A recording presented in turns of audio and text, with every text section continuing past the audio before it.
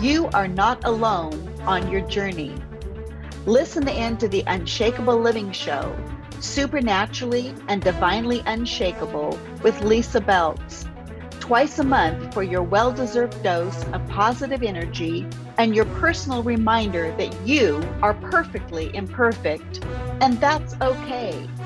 Find your true calling and influence the world around you for the better with your profound gifts. Walk away feeling truly unshakable.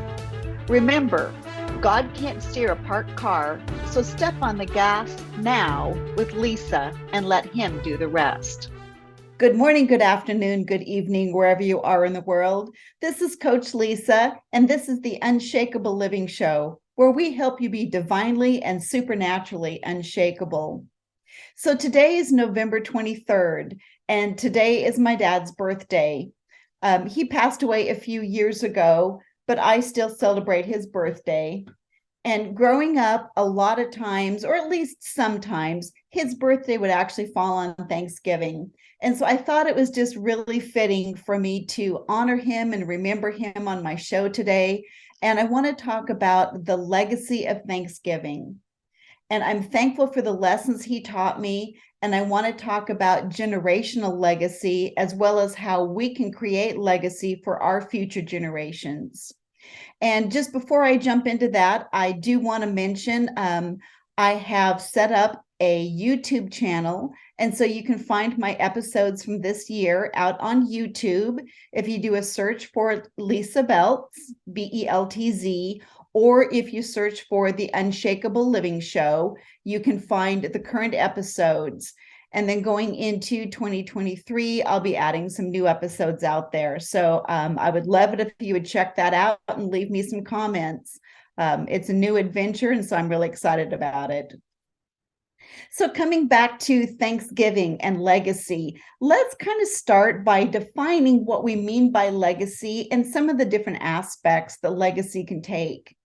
So the formal definition of legacy is something that is passed on, but legacy can be in many forms. It can be faith, ethics, or core values.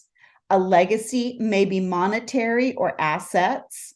A legacy may come from your character, your reputation, the life you lead. It can be setting an example for others and guiding them into the future. Another way to think about legacy is a lasting impact on the world.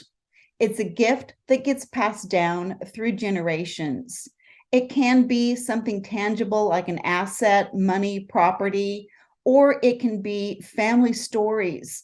I have friends who can trace their relatives back to the Civil War, both on the North and the South.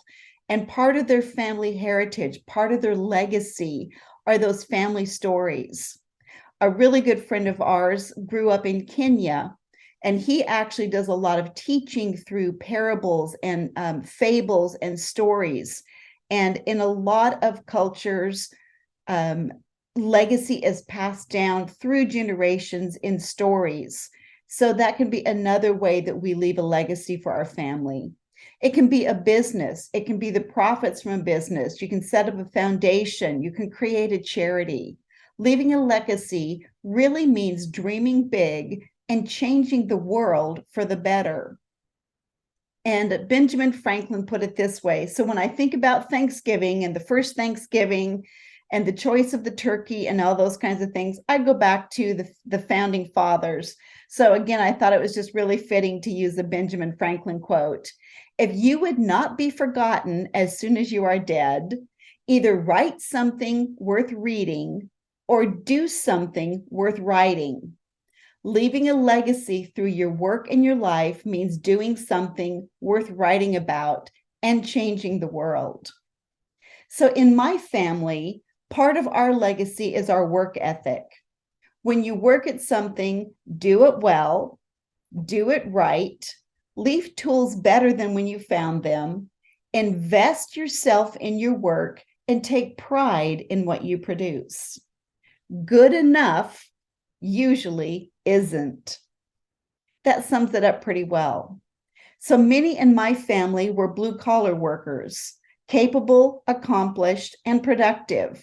That's part of the legacy that I've inherited. And even though I'm a project manager and a life coach, more the white collar kind of work, that work ethic of giving 100%, of staying with something until it's done right, and finished comes from the work ethic I got from my dad. And knowing the other members of my dad's family, his brothers and sisters, my cousins, that same legacy expands across the entire Stanaway family. And so I have also elected or chosen to intentionally pass that same legacy on to my daughters and to my grandchildren. It's something that we talk about. And it's also important that you set legacy with intention. A lot of times we just live by default. And if we don't create legacy if we create legacy by default, it will usually not end up being what we want it to be. And so going back to my dad, because, again, I just really want to honor my dad today, whether it was his job. He worked for the Pacific Northwest Bell. So for those of you in the Pacific Northwest that have been around a while, he worked for the Pacific Northwest Bell for 30 years or more.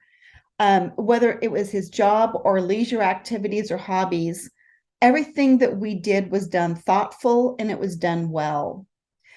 There's also a side of the family that brings in procrastination. And it's the trade-off of doing things well is also can be the feeling that it has to be perfect and that it's going to take a lot of time to do it. So don't start something unless you know you can finish it. And so the trade-off to that is learning to implement what we call ridiculously small steps, or RSS. When you have a task, even if you want to do it exceptionally well, just begin.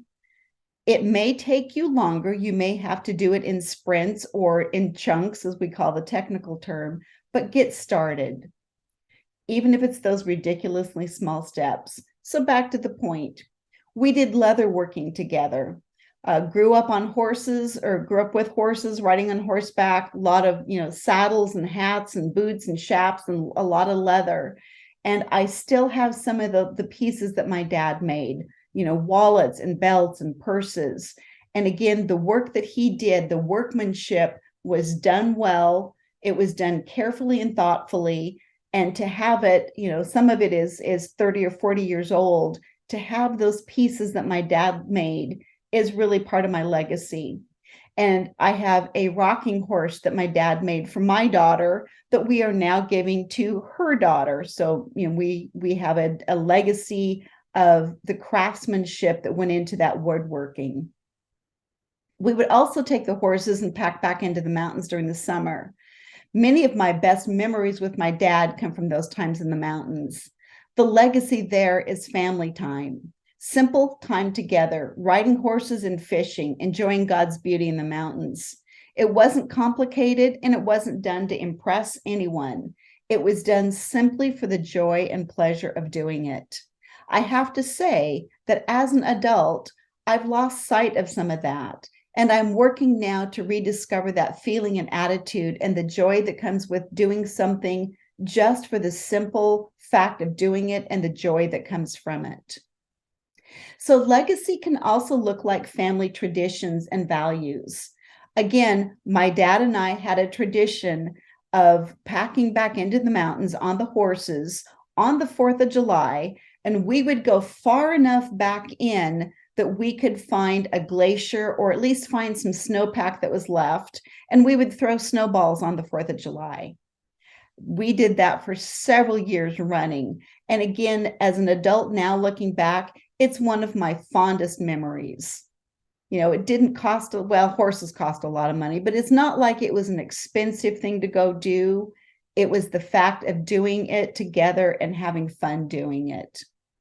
And my dad attended Washington State University, studying, forest management.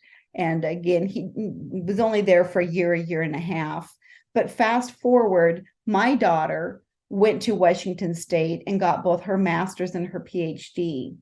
And while she didn't choose that school because her grandfather went there, I really feel that the universe or God really intended it, and that is part of our family legacy. Several of my family went to Washington State, so there is some tradition. There is that college affiliation there. And as I was writing my script today, it's like some of this feels a little bit like I'm rambling, but I really want to share with you what legacy and what inheritance and passing that down, that generational core values can look like. It doesn't have to be anything formal. It doesn't have to be something in the form of money or assets or those kinds of things. It is, again, your family values. It is, again, what are you intentionally establishing that you want to pass down? And I came along late enough in my parents' life. I really didn't know my grandparents as people, but I know them by reputation. And so you think back to your grandparents and even your great-grandparents, people that you didn't meet, but that you know influenced your life, that influenced the way you think. Those are the things that contribute to legacy. Those are the things that contribute to inheritance and to the way you think. And again, in the second half of today's show, we're going to talk about practical steps that you can take to intentionally create your legacy. So let's go ahead and just take a quick break, and we'll be right. Life is good when you are in the right place at the right time, doing the right things. I would love to coach you and get you there. My goal is to help you live your dreams, commit to your success, and be your best self. Become unshakable. Schedule a free introductory coaching session with me and join the Unshakeable movement. Connect with me at Coach Lysa at lysabeltz.com. That's COACH LYSA at LYSABELTZ.com. You are made for more. I'm Coach Lysa, and I'm here to help you achieve ultimate life satisfaction. Your life matters to the world. Reimagine your future with an individualized life by design approach with my free ebook, The 5 C's of Coaching: Commitment, Clarity, Coachable, Creative, and Change. Find the transformation you're looking for. Go to lysabeltz.com. That's LYSABELTZ.com. Welcome back to the Unshakeable Living Show. And so we've been talking about Thanksgiving and legacy. And so the next part of legacy that I really do want to touch on is the Thanksgiving and the gratitude part. So this holiday, as we go into the Thanksgiving season and then on into Christmas, I really want to challenge you to look back with a fresh perspective on your growing up and find at least one and maybe up to 3 things to be grateful for. Things that tie to legacy, things that tie to inheritance. It could be a smell. One of my favorite smells, again, when I think about my dad, is when I was little, he used to smoke a pipe. And it was that sweet smell of the cherry tobacco. And I can flash back to being 3 just in a heartbeat. And again, beyond just the smell, it's just that warm feeling of being together. Typically we were either, playing games or watching TV, doing something together. And so it can be that smell that takes you back. The gratitude comes in to the scenario, the context. Again, that warmth and that stability. So it can be a smell, it can be a memory, it can be a person, an experience, a core value. Think about your faith. Again, a lot of our political beliefs, our faith or religious beliefs, our inheritance or legacy that we get from our parents or our grandparents.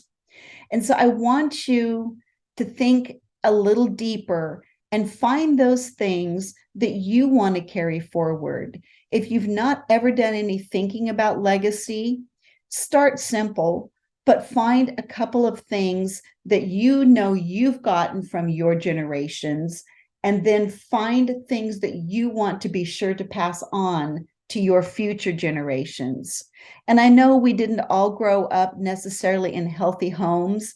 It does make it more challenging if you did not, but dig a little deeper and find at least one thing that you treasure and value as inheritance and legacy that you can be grateful for. And I don't mean to minimize bad experiences or gloss over them, but when we move into gratitude, it puts us back into the driver's seat of our experience. Don't necessarily know that everybody's going to be in victim mode. It's not even maybe quite that. But if you did not grow up in a healthy, supportive home, find those things that you do treasure, find those things that you do value. And I would encourage you to write them down.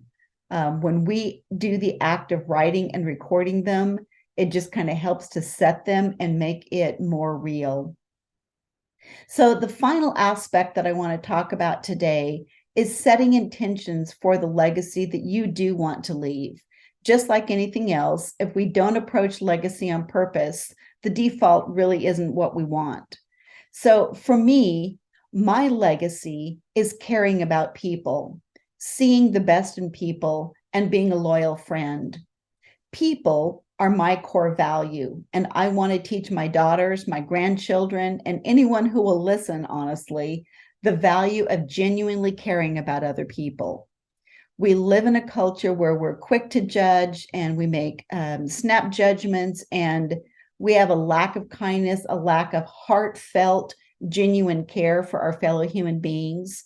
And part of my mission in life is to reverse that and to go back to caring about your neighbors, to go back to supporting people who are going through a hard time, whether it is someone who has lost a loved one, lost a job, struggling with health issues. We all need each other, and we are all here on this planet together.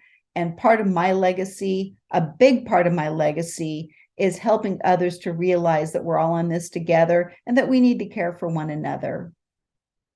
And so when my daughter was a senior in high school, she paid me the highest compliment I've ever heard or I've ever had by looking at me one day and saying, "Mom, everything I know about caring for other people, I learned from you."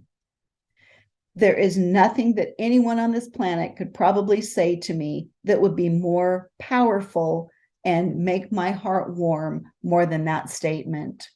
My husband has also told me that I will never fully understand the part that I played in his life by standing beside him as a wife and a friend when he went through a really hellish, hard, difficult time. I'm not their foundation. I am not responsible for their happiness. That's too heavy of a weight to carry. But I can be a solid state constant to walk with them, to teach them, and to live the example of what I want to rub off on them. Oftentimes, I think these types of legacy elements are caught more than taught. When we see caring in action and we know what it's supposed to look like, we can emulate that. It's the analogy about you don't learn to swim out of a book.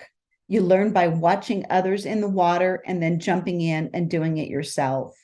So whatever you choose to make your legacy, again, whether it's creating Thanksgiving traditions, I had some friends talk through their Thanksgiving traditions today, and it ranged from everything to the day after Thanksgiving being anti-turkey day to where they fix beef or ham or anything but turkey, to having pumpkin pie for breakfast every Thanksgiving morning, to being part of an Italian family where you had 3 entrees and 6 side dishes every Thanksgiving, whether there was 3 people or 30 people. Thanksgiving traditions, Christmas traditions, all of those play into that idea of legacy and the things that we're grateful for. So in addition to caring about people and passing along the work ethic legacy, I really do want to leave a legacy of financial wisdom and wealth for my family. And for me, wealth is really just a tool to help care for other people. Living and influencing the world around me needs money to do it on a larger scale. My careers and what I invest my time, focus, and energy into become my legacy and determine what inheritance I leave. So as you review all of the things that you're thankful for this Thanksgiving, think ahead 10 years or even 50 years and think about what you want to look back and be grateful for then. If we don't set out to intentionally build that legacy, it won't happen. And some of the wise people that I'm listening to that are truly influential right now are telling us to even think 100 years down the road. You know, if you do 20 years for a generation, that's 5 generations. What do you want your great, great, great grandchildren to have inherited as being part of your family? And it's something that I really had not thought about. You know, I can envision doing a 3 to 5 year plan. I can envision what I want for my grandchildren. To actually think far enough in advance to say, what I want to start building now, I want to last 50 to 100 years. That's kind of a new concept and a bit of a stretch for me. But I think there's a lot of worth and value because it's going to help you solidify and clarify not only your purpose for being here, but what you want to be remembered for. You know, we talk about on your headstone, it's not the years, it's the dash in between. It's what did you live? What purpose? What legacy? What are people going to remember you for? Those are the things that you want to invest your time, your effort, your thought, your intentionality into doing. So when you think about a career, if you just have a job, a job that you go to every day to earn enough money to pay your bills and get up and go to work again tomorrow, it's hard to really leave a legacy from that part of it. But when you think about a career in terms of leaving a legacy and not have it be just a source of income, it takes on a deeper meaning. When you're pouring your time, your energy, and your passion into a business, you want that to have a lasting impact. You begin thinking about, what does legacy mean? How can I build one? Your legacy is an inheritance. It's your gift of service to others. Learning how to leave a legacy is also a gift in itself. Teach your children and your grandchildren that they need to create and start thinking about their legacy earlier than you did. A legacy and creating that inheritance also helps you to find your path to genuine fulfillment in your life. And so if we kind of step back and look bigger picture and look on a global scale for examples, look at Nelson Mandela. He helped defeat apartheid. Lawrence Rockefeller conserved thousands of acres of parkland that became our national parks. Madame Curie discovered radiation and was the first woman to earn a Nobel Prize. Albert Einstein changed the way we understand the universe. All these people understood that leaving a legacy is the true purpose. So to kind of wrap up today, I just want to say thank you, Dad, for the inheritance and the legacy you gave me. I love you and I miss you every day. And so also, again, I want to mention, excited to announce that I've created my own YouTube channel.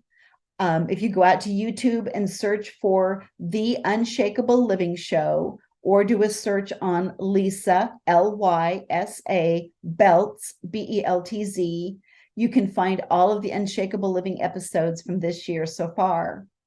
And then also I wanted to share that for Black Friday and between now and Christmas, I have marked my book and workbook on sale on Amazon. The name of the book is Becoming Unshakeable, and the workbook is the Becoming Unshakable Workbook. You do have to Google or search them separately on Amazon. They make great Christmas gifts. And if you purchase both a book and a workbook, either for yourself or for a gift, I am offering you a free 30-minute coaching session. You just need to send me an email at coachlysa, Lysa, at lysabeltz.com and send me the Amazon purchase order number, and that will qualify you for that free coaching session. So if you know someone who is trying to figure out what they want to be when they grow up, or someone that has a limiting belief that they want to overcome, or someone that needs some help getting to the bottom line of why they can't lose weight, why they're self-sabotaging, any of those kinds of things, looking forward that coaching can help, I just suggest that you make them a gift of the book and the workbook. And so I want to wish everyone a happy and safe Thanksgiving, and I will talk to you again in a couple of weeks. Thanks and good night. You've been listening to the Unshakeable Living Show, Supernaturally and Divinely Unshakable with Lysa Beltz. Tune in twice a month for your well-deserved dose of positive energy and your personal reminder that you are perfectly imperfect, and that's okay. Find your true calling and influence the world around you for the better with your profound gifts. Walk away feeling truly unshakable. Remember, God can't steer a parked car, so step on the gas now with Lysa and let Him do the rest.